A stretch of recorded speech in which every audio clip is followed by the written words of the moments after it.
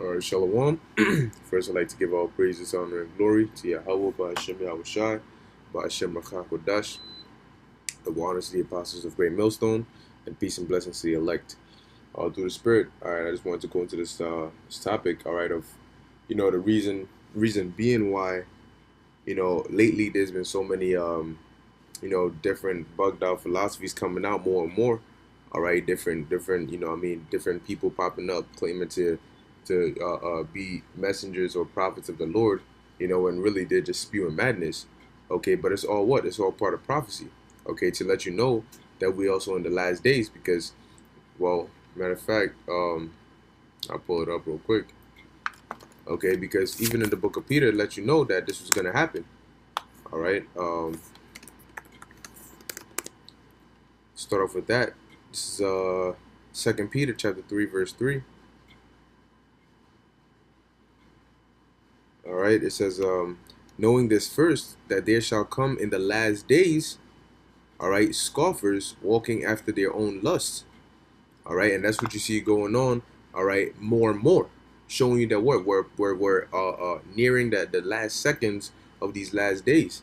Okay, you have scoffers coming after their own lusts. It says what? And saying, where is the promise of his coming? All right, for since the fathers fell asleep, all things continue as they were from the beginning of creation.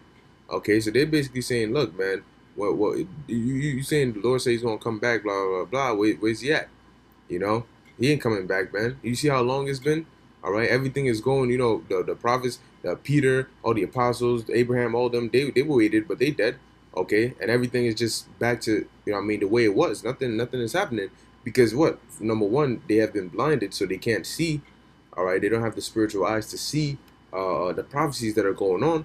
All right, and number two, they're just that's their lot.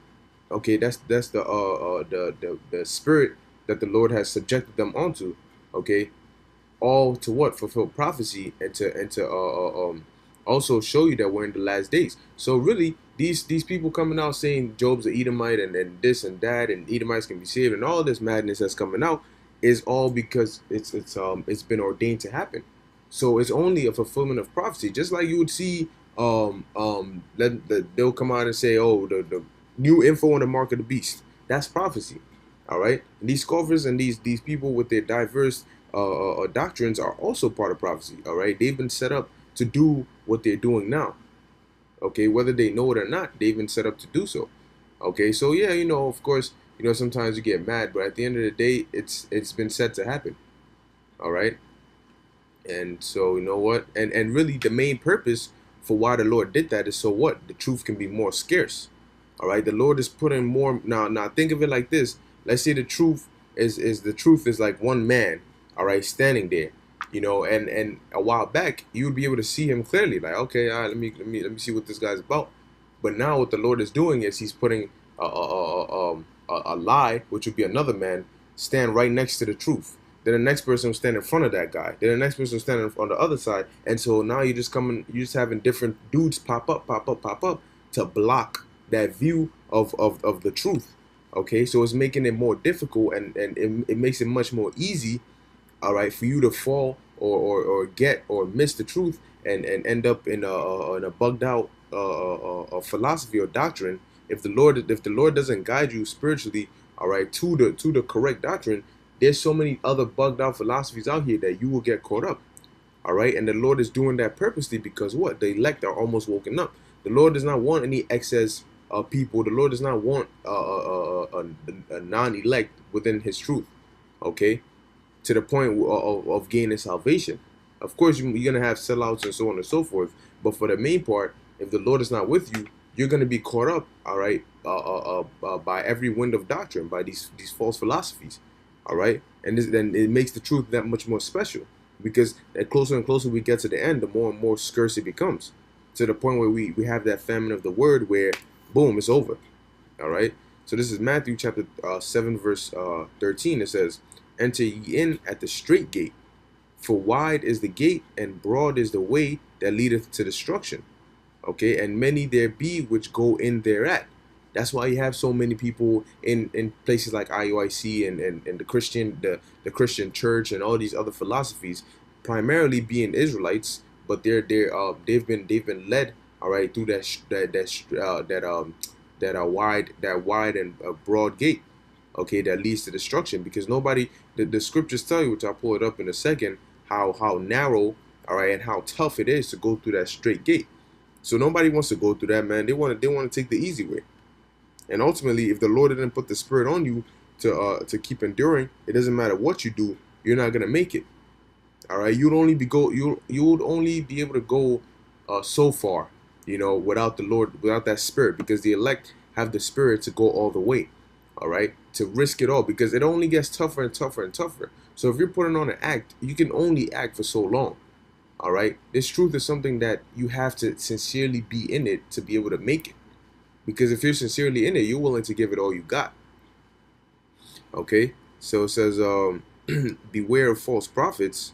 Oh, matter of fact, Salah, verse 14, because straight is the gate and narrow is the way which leadeth unto life, and few there be that find it. So using common sense, this should tell you that, hold on, the truth, or the people who are going to have the truth, they're not going to be the biggest people in the world, making the most money, the most famous, in a good way. Because here it is, it says there be few that find it. Nobody wants to go through the straight gate. But what?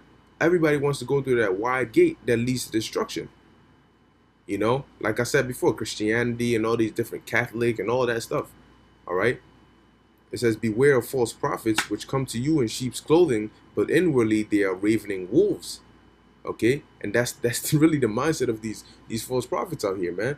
They'll entice you with all different ways and beguile you like the serpent beguiled Eve. But what? It was to their destruction, really to our downfall. Okay, and that's what these false prophets are set up for. Okay, so that's why, man, for us who are in this truth with the correct doctrine, we have to thank the Lord always and do our best to please Him, so He can keep us here. Because once you fall out, man, it's if the Lord is not with you, it's damn near impossible to get back in. Okay, so I'll get this next precept here. Matter of fact, let me get this one first. This is 1 Peter chapter 2 verse 6. It says, wherefore wherefore also it is contained in the scripture, behold, I lay in Zion a chief cornerstone, precious, chief cornerstone, elect, precious, and he that believeth on him shall not be confounded. That chief cornerstone is talking about Yahushua, all right, who the world ignorantly calls Jesus Christ. It says, unto you therefore which believe, he is precious. All right, that's talking about the elect. The Yahushua is very precious to the elect. Okay, but unto them which be disobedient, the stone which the builders disallowed, the same is made the head of the corner, and a stone of stumbling, and a rock of offense, even to them which stumble at the word, being disobedient, whereunto also they were appointed. You see? So they were set up, appointed to be disobedient. They were set up to stumble at the truth, to stumble at the Lord when He first came, all right, 2,000 years ago, roughly around over 2,000 years ago, okay, and also through this word, all right, they are set up to stumble at it. Okay, so that's the beautiful thing about this truth, man. You cannot slip or sneak your way in here. If the Lord does not allow you to come in here, you're not. It's gonna be a stumbling block to you. Here it is. That's how bad the Lord is, where He can make the truth a stumbling block to you, where it's not. You can't see it. It's like man, it's crazy, man. Okay, but to somebody who's obedient, all right, the Lord will make that what? Precious.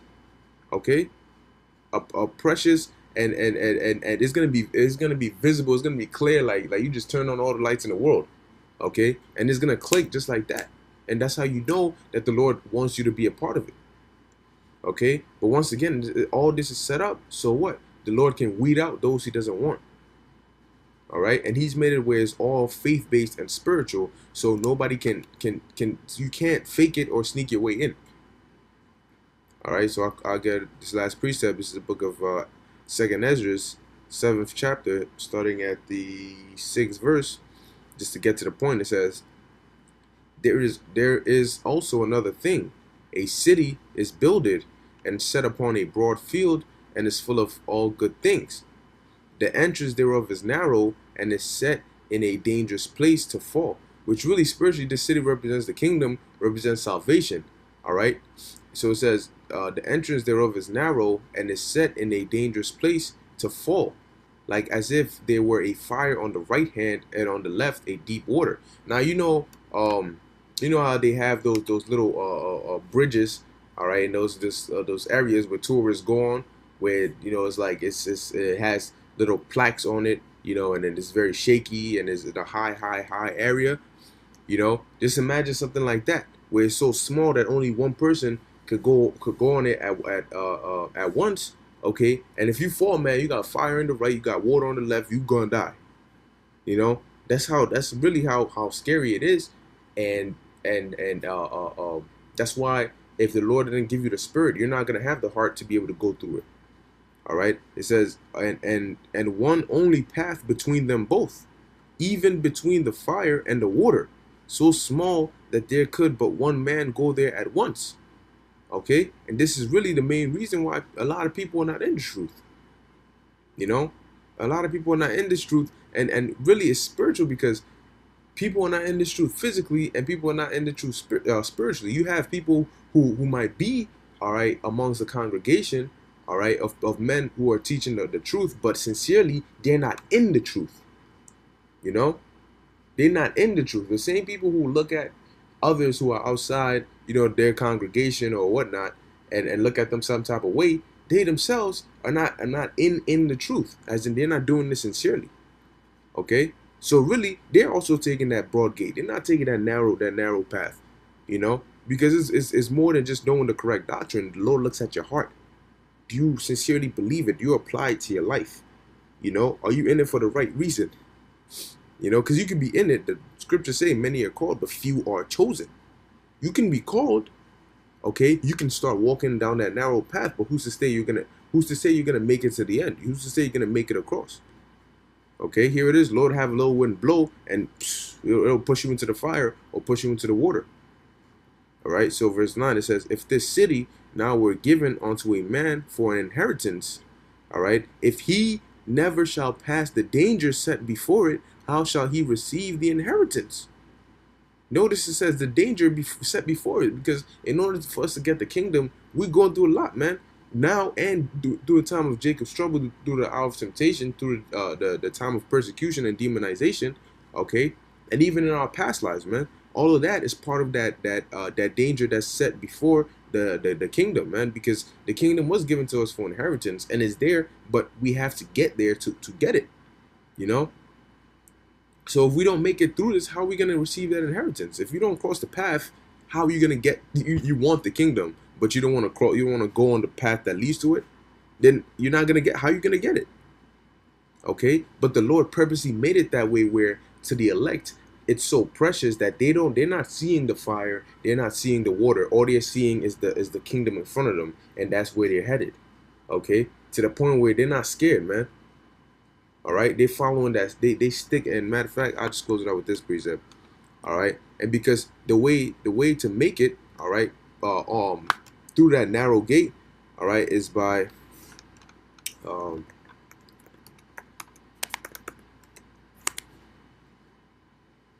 2 Timothy chapter 3 verse 14. All right, it says, but continue thou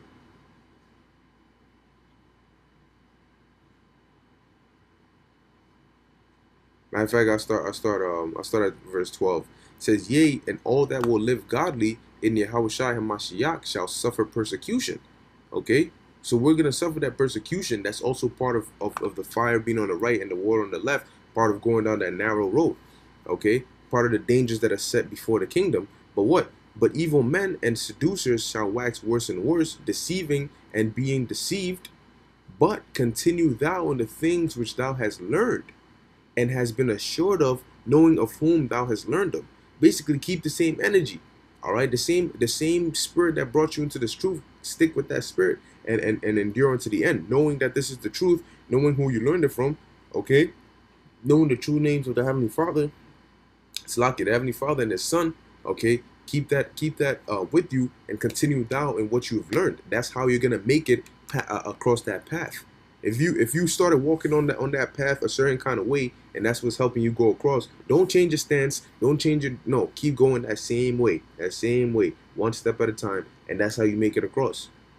Okay, so that's it. Lord willing, this is edifying to the elect. Mainly, this is really why the Lord is bringing out all these bugged out philosophies to mark people, to deceive people, so He can destroy them. Okay, but to make the truth scarce. All right, and that's how valuable it is, man. And real soon, this whole world is about to see it. Okay, but Lord willing, this was edifying to the elect. I want to give all praises, honor, and glory to Yahweh, by Hashem Yahushai, by Hashem Machakodash, and Shalom.